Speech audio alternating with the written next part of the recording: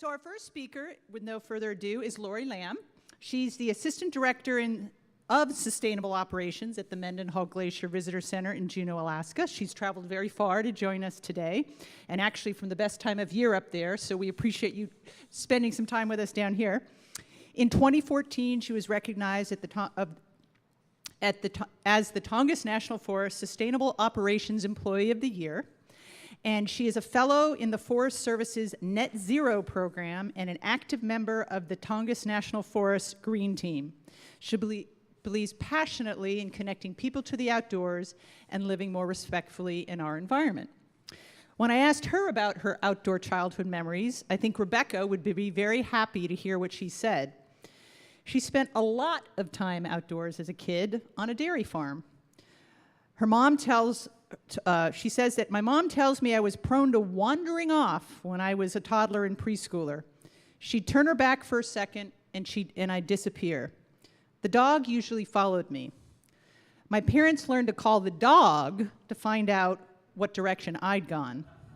Apparently, I was also more likely to pick up bugs and worms more often than my brothers at the same age. So obviously, we have someone who loves the outdoors, and without further ado, I'd like to introduce Lori Lamb to talk about sustainability with a view.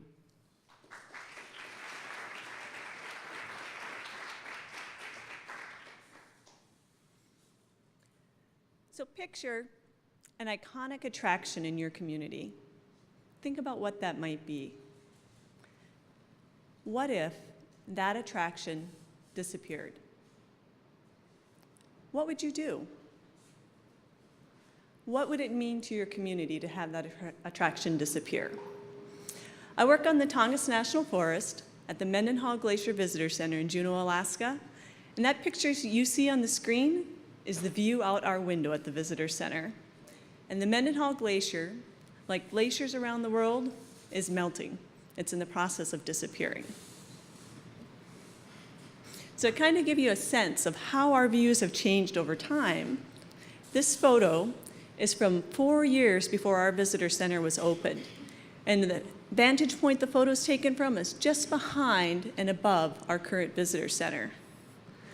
This photo is just from 5 years ago, and it's taken from that same vantage point. So just in the course of that time, in the course of our lifetimes, in some cases in the course of our parents' lifetimes, this visual change has been quite dramatic. So it kind of begs the question, so what if the glacier melts? Does it matter? Yes, it does matter. It matters to the plants and animals that live downstream of the glacier, who are nourished by that ground-up rock flour that the glacier carries with it and releases into the water.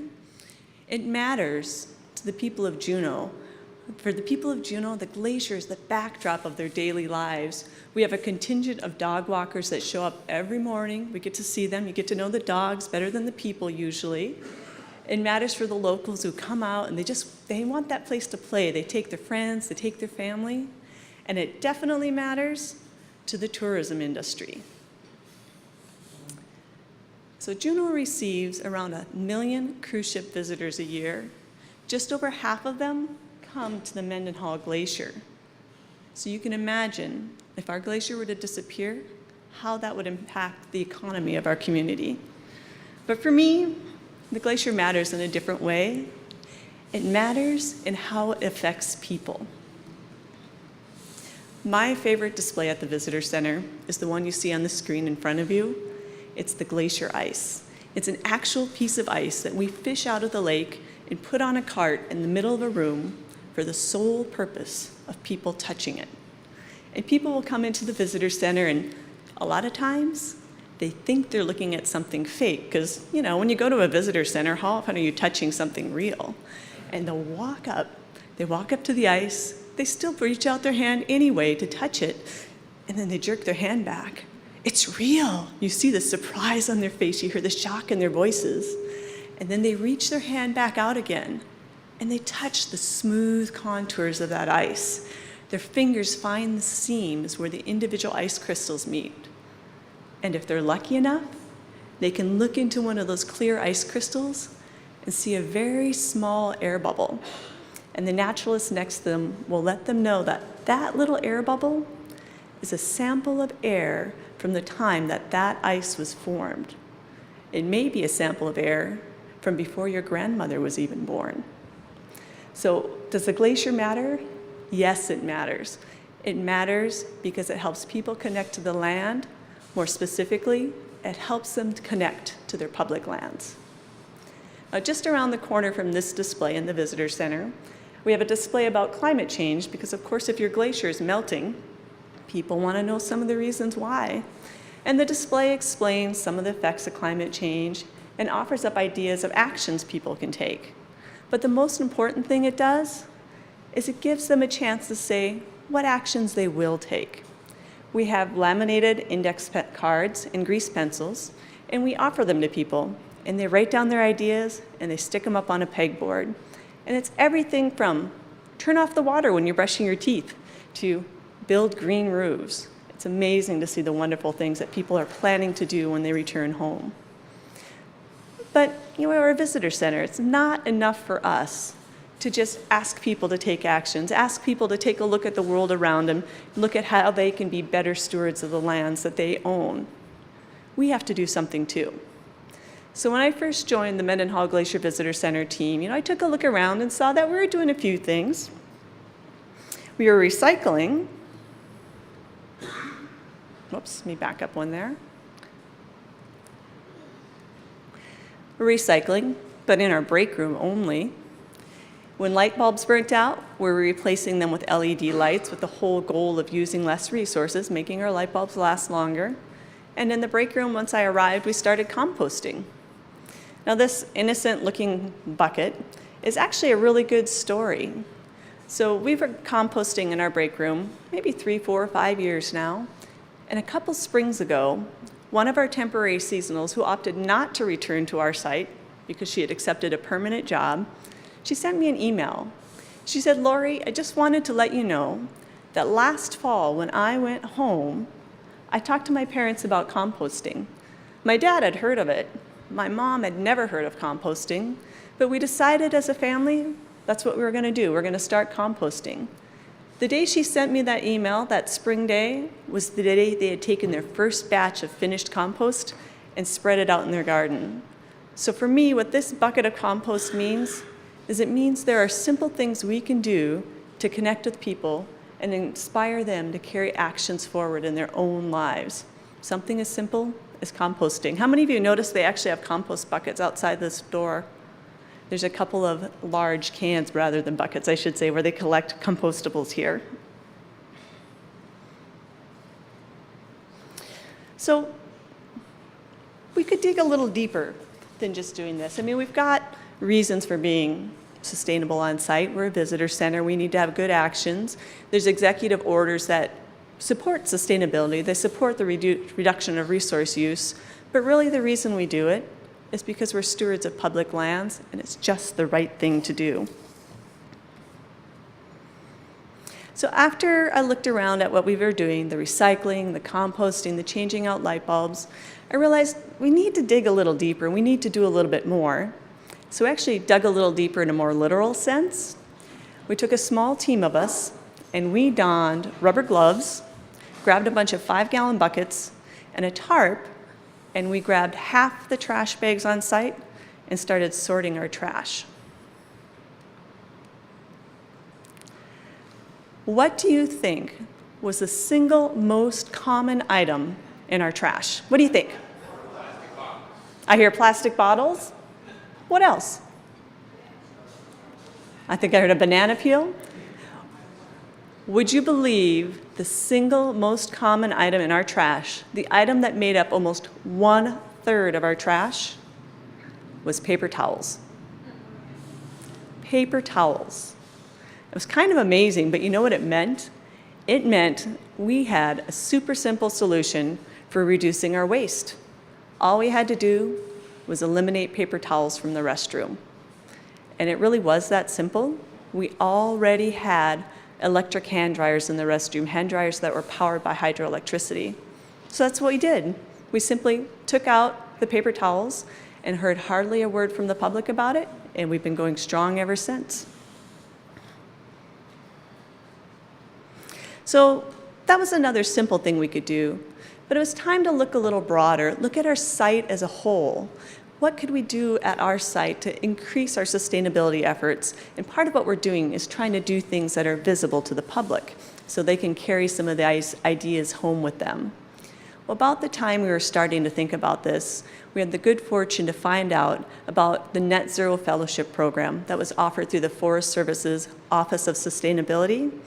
The whole goal of this program is to help sites find ways to reduce their resource use and become more sustainable. We applied for that fellowship, and we were accepted, and we took advantage of the resources they offered, a little bit of funding. We did an energy and water audit on our site, and that audit was also reviewed by the National Renewable Energy Laboratory, and they came out with recommendations for us, which the team looked at, and we decided what we could work on as a unit on our own and what we needed extra help with. So we started out with items we could do on our own, items that sort of fell outside of the area of energy, and items that were more visible to the public. Oh, back up for a second here. This photo,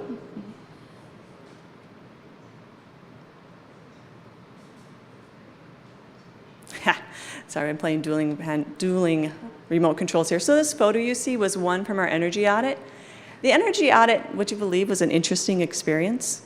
I have never spent time hanging out with a group of engineers before. I learned some new vocabulary. HVAC, which is not part of my lingo before, stands for heating, ventilation, and air conditioning systems. Spent a lot of time looking at pipes. And I had the opportunity to operate the camera that took this picture, a thermal imaging camera, which shows us where we're losing the most heat from the visitor center. And from here you can certainly tell windows, and if you look on the lower level, some of vents are where we lose heat. So that was some interesting information that we got out of the energy audit. And I'd love to work this into a public display someday so folks can see what happens with buildings. So the actions we decided to work on our own, outside of the energy audit, included simple things like bike racks. We had a bike rack on site, but it got hit by the snowplow, so it was sort of ugly and not the most usable site, not the best thing at a giant visitor center. So we installed new bike racks in a premium parking location to help encourage our visitors to ride those bikes. Visitors, especially the locals, could have a good parking spot. We did, believe it or not, a mug drive. Every winter we have a fireside lecture series. Takes care of predominantly our local audience. It happens from January through March. It's been going on for decades. And through the help of partners, we serve coffee and tea at this fireside lecture series. You can imagine if we get 150 or so people twice a night, how many paper cups that creates, how much resources that uses.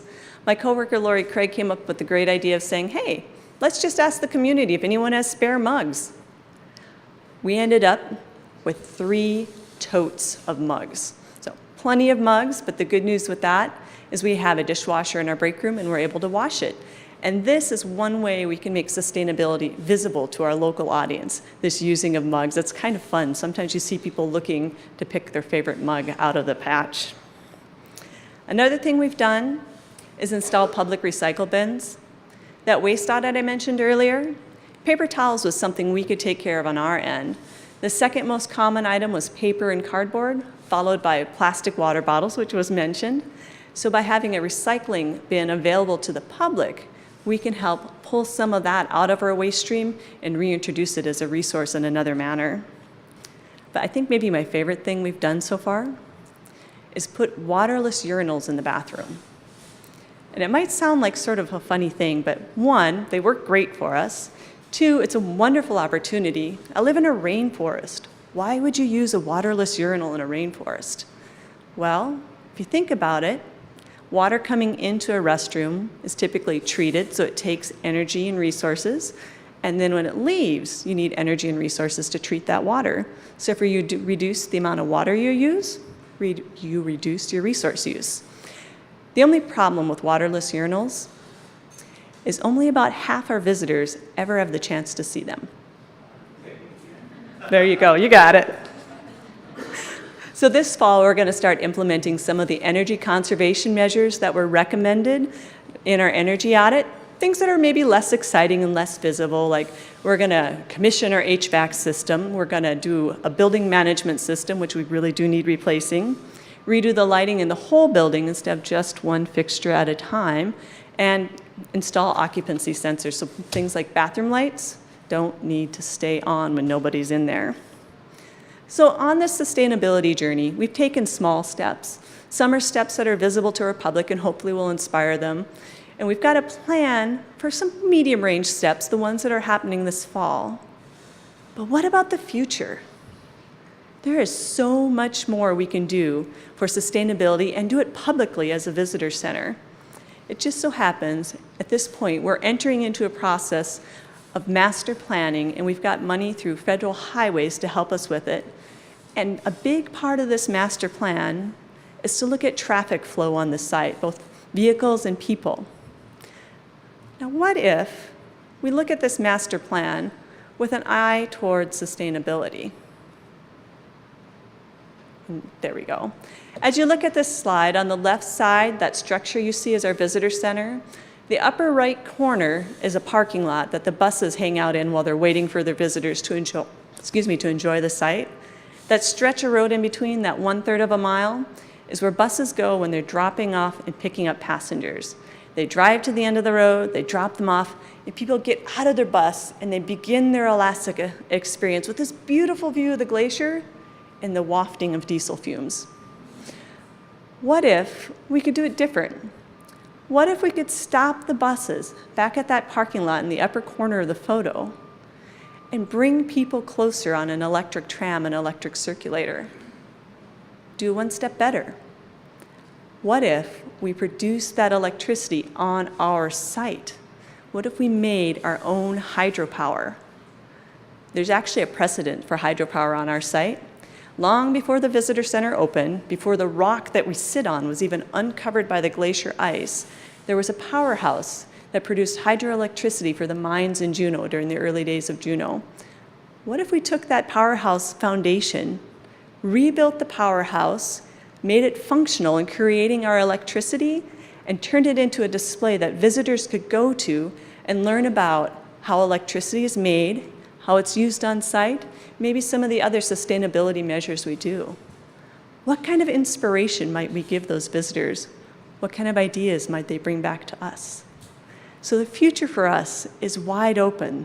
There are all sorts of possibilities out there. There's so much more we can do as a visitor center and as the Forest Service. So it's my hope, as you're sitting here today, you'll think about your own sustainability journey. You'll think about even the simple things you're already surrounded by, like recycle options in this room, composting options just outside of here. And most of all, it's my hope that you'll share your ideas with me as you go along. Come find me afterwards if you've got great ideas, if you've got suggestions for us along the way. Because what we do matters. Thank you.